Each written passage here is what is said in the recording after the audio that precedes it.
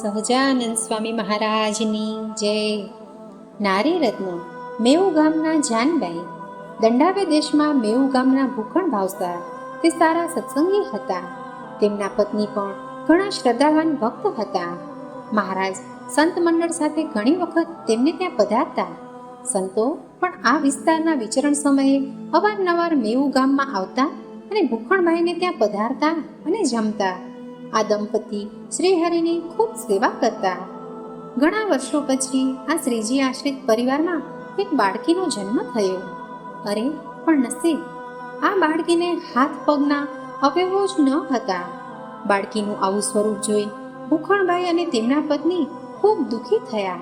હૈયાથી ઊંડા નિસાસા નાખી કલ્પાંત કરતા શ્રીહરિનું સ્મરણ કરતા કહેવા લાગ્યા, હે મહારાજ, અમારે આ બાળકીનો ઉછેર કેમ કરવો?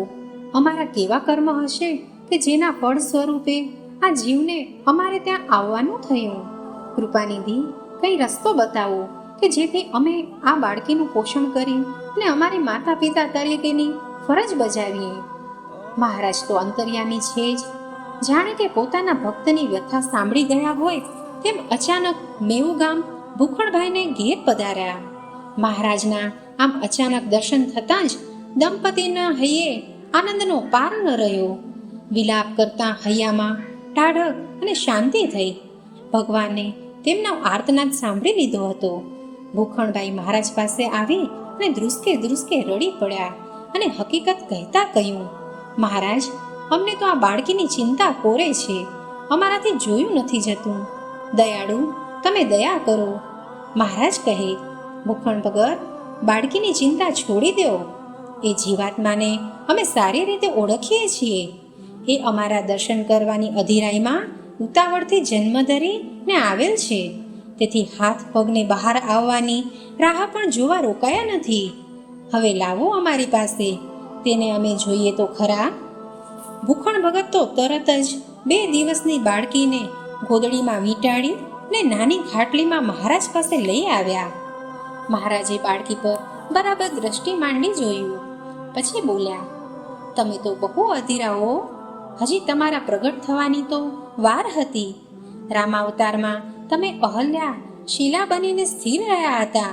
તે હજી પણ એમ જ રહેવાની ઈચ્છા છે કે શું? હવે આ દેહમાં રહેલી અપૂર્ણતાને પૂર્ણ કરી લેવો. આમ કહી ને શ્રીહરિએ બાળકીના દેહ પર હાથ ફેરવ્યો અને દેહના અધૂરા રહેલા અવયવો બહાર કાઢી અધૂરપ ટાળી સંપૂર્ણ કાયાનો સરસ ગાંઠ ઘડી દીધો. એકત્ર થઈ ગયેલા લોકો તો મહારાજનું સામર્થ્ય જોઈ આશ્ચર્યચકિત થઈ ગયા. મહારાજે ભૂખણ ભગતને કહ્યું, ભગત, તમારે ઘેર તો સાક્ષાત અહલ્યા દેવીનું અવતરણ થયું છે. આ દીકરી એક સારા સત્સંગી થશે. તેનું નામ જાનબાઈ રાખજો. ભૂખણભાઈ અને તેમની પત્નીનો આનંદનો પાર ન રહ્યો. સ્વયં મહારાજના સ્વમુખે પુત્રીનું નામકરણ થતાં ભગતે પુત્રીનું નામ જાનબાઈ રાખ્યું. જાનબાઈ મોટા થતા એક શ્રેષ્ઠ સત્સંગી થયા. શ્રીહરિ જ્યાં જ્યાં ઉત્સવ સમયા કરે ત્યાં અચૂક જતા અને સેવામાં જોડાઈ જતા. સારંગપુરના સમયામાં જાનબાઈ સમગ્ર દંડાવ્ય દેશના સત્સંગીઓને સંગ લઈ અને ગયેલા અને પોતાના તરફથી સેવામાં ઘીનો ઘડો લઈ ગયેલા.